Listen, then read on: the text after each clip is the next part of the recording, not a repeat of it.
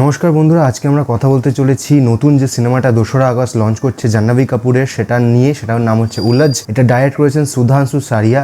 এখানে আমরা মূল চরিত্রে দেখতে পাচ্ছি জাহ্নবী কাপুর, গুলশান দেভাইয়া, রোশন এম কে। খারাপ ভালো এই সমস্ত কিছুতে আমি পরে আসছি। তার আগে এখানে আমরা কি দেখতে পাচ্ছি বা গল্পটা কি নিয়ে সেটা আমি আগে বলার চেষ্টা করছি। এবার আসি গল্পটার বিষয়। এখানে দেখানো হচ্ছে যে একজন সফল পলিটিশিয়ানের মেয়ে হচ্ছে জাহ্নবী কাপুর।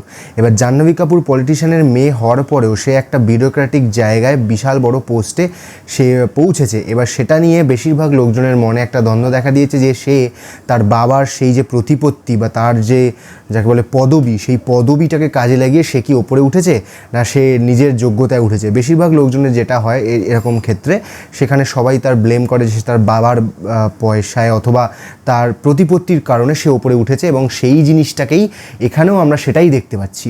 এখানেও যখন জাহ্নবী কাপুর ওপরে উঠছে, এবার বড় জায়গায় পৌঁছেছে, সেখানে বেশিরভাগ লোকজনই ধারণা হয়েছে যে তার বাবা বড় পোস্টে আছে বা বড় জায়গায় রয়েছে বলেই সে পৌঁছেছে, নয়তো তা না হলে সে পৌঁছতো না।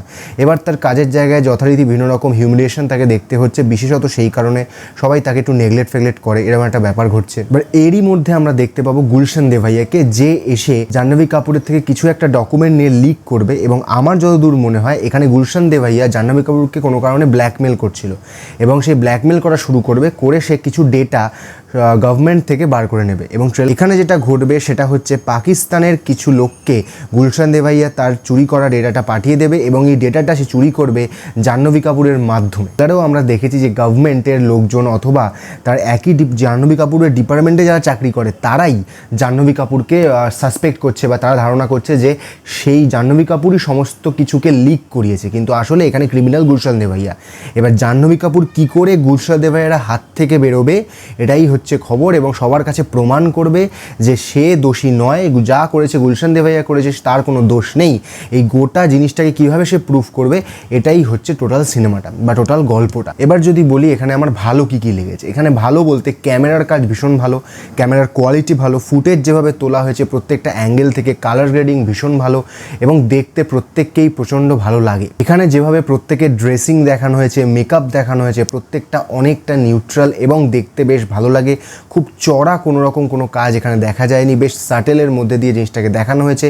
আর এই পুরো ঘটনাটায় যেহেতু লন্ডনে বেসড, তো সেখানের পোশাক আশাক এবং সেখানের আবহাওয়াকে দেখানোর জন্য সেই রকম স্টাইলের কালার গ্রেডিং করা হয়েছে। এখানে বেশ কিছু জায়গায় অ্যাকশন সিনস আসে, এবং এই অ্যাকশন সিনও দেখতে বেশ ভালো লাগে। এখানে ভীষণ ভালো যেটা লেগেছে সেটা হচ্ছে এর মিউজিক কোয়ালিটি বেশ ভালো, এবং প্রত্যেকটা জায়গায় যে শর্ট কাটসগুলো নেওয়া হয়েছে ট্রেলারের মধ্যে সেটাও বেশ ভালো। এবার যদি অভিনয়ের কথায় আসি, তাহলে রোশন এম আর গুলশান দেভাইয়ার অভিনয় বেশ ভালো এবং বেশ কনভিন্সিং, বাট কিছু জায়গায় জাহ্নবী কাপুরের অভিনয় একটু হালকা সরে যায় সেই পরিমাপের থেকে। আবার কিছু জায়গায় সেটা অনেক বেটার। একটা চেজিং সিন আছে যেখানে জাহ্নবী কাপুর দৌড়ে আসছে, সেটা বেশ ভালো। এছাড়াও আরেকটা সিনে যেখানে জাহ্নবী কাপুর তিনি তার মাথার খোপার থেকে একটা কাঁটা খুলে নিয়ে একজনের গলায় বসিয়ে দেবে, সেই জায়গাটাও বেশ ভালো। কিন্তু কিছু জায়গায় যেন মনে হয় সে তার ইমোশনকে খুব দেওয়ার চেষ্টা করছে। মোটামুটি ওভারঅল ভালো লেগেছে, বাট এরপরে সিনেমায় সেই সিচুয়েশনটা কি ঘটেছিল বা কি ঘটেনি সেটা না জানা অবধি এটাকে পুরোপুরি ভার্ডিক্ট দেওয়াটা ঠিক হবে। এছাড়াও বাকিদের অভিনয় বেশ কনভিন্সিং লাগে, অর্থাৎ তারা যে চরিত্রগুলো করছে সেই চরিত্রগুলোর মধ্যে বেশ একটা কনভিন্সিং ব্যাপার আছে। এখানে আরেকটা যে জিনিসটা আমার খারাপ লেগেছে, ট্রেলারটা বড্ড বেশি লম্বা, 2 মিনিট 33 সেকেন্ডের একটা ট্রেলার। এর মধ্যে মোটামুটি গল্পের প্রায় অনেক কিছুই এখানে দেখিয়ে দেওয়া হয়েছে। আর যেহেতু 15ই আগস্টের আগে 2রা আগস্ট এই গল্পটা আসছে, বেশিরভাগ লোকজন কেন সারা ভারতের লোকজনই জানে যে এটা আসলে একটা পেট্রিয়টিক সিনেমা বা দেশাত্মবোধক একটা সিনেমা, যেটা আগে অক্ষয় কুমার বা জন আব্রাহাম করতো, সেরকম একটা সিনেমার এখানে একটা এসছে। এবং এই সিনেমাটার গল্প বেশ ভালো, এবং ওভারঅল ট্রেলার কোয়ালিটি বেশ ভালো। বেশ কিছু জায়গায় মনে হয় যে একটা সিন আছে যেখানে জাহ্নবী কাপুর বলবে এতদিন সিংহ ছাগলকে আক্রমণ করে এসছে, এবার ছাগল সিংহকে খেয়ে নেবে। সেখানে তার এক্সপ্রেশন, বডি মুভমেন্ট এবং আই মুভমেন্ট বেশ ভালো এবং দারুণ লাগছে দেখতে জিনিসটা। 2 মিনিট 33 সেকেন্ড হওয়ার কারণে অনেক কিছুই এখানে বলে দিতে হয়েছে।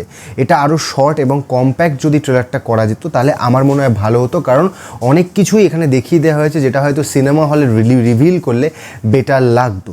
হ্যাঁ, এটা আমি একেবারেই বলছি না যেটা খুব খারাপ একটা ট্রেলার, এটা অনেক ভালো ট্রেলার, অনেক ট্রেলারের থেকে এটার কোয়ালিটি ভালো এবং এটাকে কাটা হয়েছে ভালো, কালার গ্রেডিং থেকে শুরু করে ট্রেলারটাকে বারবার দেখতে ভালো লাগে।